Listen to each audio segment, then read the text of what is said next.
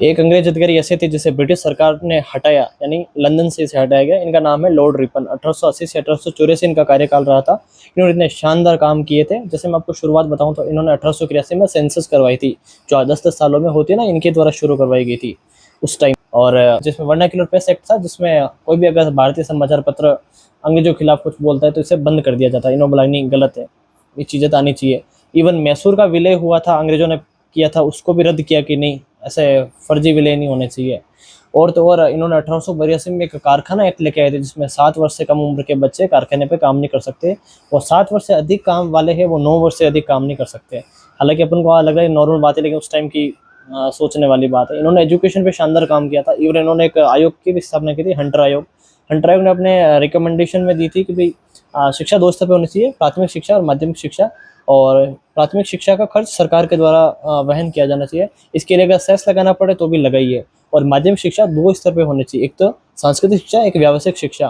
व्यावसायिक शिक्षा वही है जिसे अपन न्यू एजुकेशन पॉलिसी में इम्प्लीमेंट करना चाहते हैं। तो ये उस टाइम के विजनरी इतना नेक्स्ट लेवल थे। और तो और महिलाओं के शिक्षा के लिए इन्होंने प्रेसिडेंसी एरिया के अलावा भी इन्होंने बोला कि दूसरी जगह पे इनकी शिक्षा होनी चाहिए।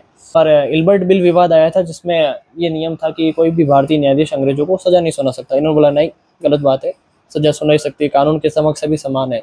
तो इसके लिए अंग्रेजों ने जूरी की स्थापना की थी, जिसमें 12 सदस्य थे। लेकिन अंग्रेजों ने अपनी डिप्लोमेसी यूज़ करते हुए उसमें आधे से अधिक अंग्रेज रख दिया। हालांकि कुछ भारतीय सदस्यों की नियुक्ति हुई थी, ये केवल रिपन के प्रयासों से हुई थी। इन्हें यूँ हटाया गया कि मिस्र में जब युद्ध था तो भारतीय सेना को भेजा गया था। तो ब्रिटिश लंदन से आदेश था कि आप भारतीय सेना के लिए आप खर्च भेजिए भारत से। तो उन्होंने बोला कि आप पहले तो दूसरे देश में युद्ध लड़वा रहे हैं जिन्हें इन्हें पता भी नहीं है, और आप चाहते हैं कि भारत इसका पे करे, तो भारत पे नहीं करेगा, आप अपने स्तर पे करिए। तो इन पे प्रेशर आया कि आप पैसे दीजिए, बाकी आपको हटा दिया जाएगा। तो उन्होंने बोला कि कल हटाते हो तो आज हटाओ, मैं ऐसे बोलते हैं जमीर जिंदा है, मैं ऐसा नहीं कर सकता। फिर क्या था, ब्रिटिश सरकार ने इन्हें हटा दिया था।